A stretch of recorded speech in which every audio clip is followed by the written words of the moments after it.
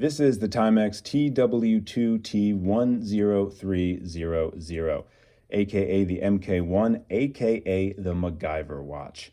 It doesn't have build quality like a Rolex Submariner. It doesn't have build materials like a Rolex Submariner. It definitely doesn't have the price like a Rolex Submariner. There is one thing, though, that these two watches have in common. The Timex MK1, for reasons we'll hopefully uncover in this video, seems to be able to hold its value and even increase its value on the secondary market, just like a Rolex Submariner can. But why this watch? First, some history. The MK1 got its start briefly in the early 1980s as a military watch. I say briefly because it really was only produced in February and March of 1982. It got famous, though, and got its nickname, the MacGyver watch, from the MacGyver TV show. It was then reissued in its original resin case in 2016 and then reissued in this aluminum case in 2017.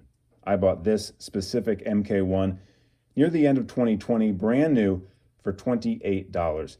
I was so impressed with the price and the quality, I made a video called, "Is this Timex's best value watch ever?" Whoops. It's true what they say about the best laid plans of mice and men, because almost immediately after that video was published, something interesting happened. The prices started to jump. Comment after comment came in on my video telling me how impossible it was to find the watch that I had reviewed anywhere near the price that I had paid. $28 became $35, which became $50. Now, on Amazon, most of these watches are listed for $70 and above, and that's if you can even find them. I've been searching high and low for this specific colorway. I can't find it anywhere. All of this price madness made me think of Rolex.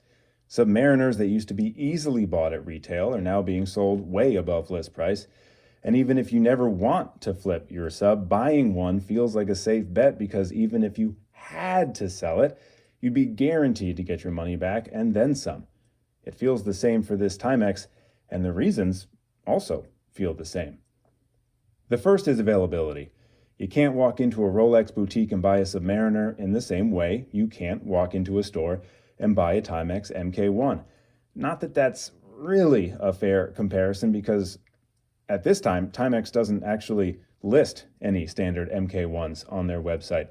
You search for the TW2 models, nothing pops up. The only MK1 they have is a $120 collaboration with Pop Trading Company. Everywhere else, nada. The price hikes make more sense if you look at it that way, so maybe a different comparison would work better, and that's a comparison with Seiko. I'll make this brief because the Seiko price hikes have been discussed enough by people who know way more about it than I do, but I will just say I see a very striking similarity. Watches like the SKX or even the SARB, which I have a video for down below, used to have prices that are now hilarious in 2023.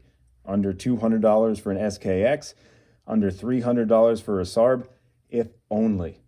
I bought my SARB 035 used for $350 in 2021.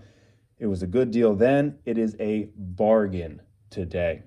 As Seiko moved away from value watches and discontinued these and other models, the prices skyrocketed because people knew exactly how good they were and they wanted to still grab them. That, I think, is the same case, albeit on a smaller scale, with the MK1. The MK1 is a great, reliable, classically designed watch from a heritage brand, and this even has some celebrity connections with MacGyver, so if supplies become limited, it really only makes sense for the prices to go up. Either that or it's this commenter's theory, and honestly, I can't take that much credit. As I said, I bought this watch 3 years ago for $28, and last week I decided it was time to move on from it. It saw zero wrist time, even though I love how much it looks. The ticking was too loud. I wanted more water resistance, so I went back to the same website where I bought it, eBay. When I listed it on eBay, not only did they automatically recommend that I start the bid at $35, which is already a price increase of 25%. Look how much it just sold for. Those numbers are very similar, in ratio anyways, to retail and resale prices for Rolexes and Seikos. Is this Timex an investment piece? No, of course not. Unless you're a mouse. If you're a mouse, then I'm sure that this very nice return on a $28 investment is exactly the kind of ship you've been waiting on to come in. But honestly, I think it's just the boring answer. This is just a case of supply and demand. It's no surprise people still want these watches, and if they're not available at $20, people are willing to spend $50 or above. I'm happy though with the small amount of money I made. That means now I can go and buy another cheap and cool watch. Can't wait to see how much the next one appreciates.